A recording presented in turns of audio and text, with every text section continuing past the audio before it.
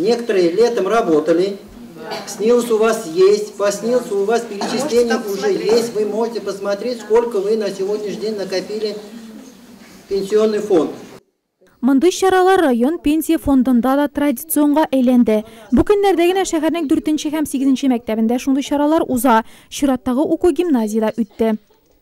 Для учеников сегодня мы рассказали, что такое пенсионный фонд, что такое пенсионные баллы, как сделать достойную пенсию, что такое негосударственное добровольное пенсионное страхование, какие функции выполняет пенсионный фонд.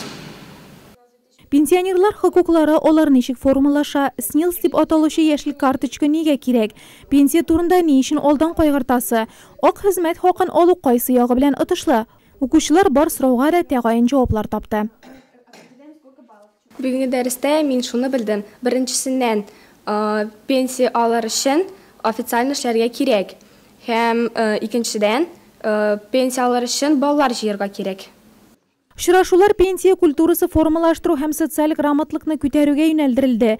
Хәзер гимназия укучылары пенсия законнарының төп моментларына хәбәрдар.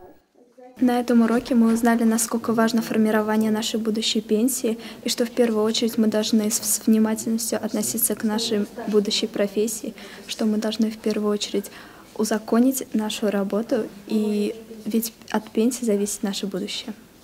Мәктәпләрдә тематик лекцияләр декабрьгә кадәр дәвам итәчәк.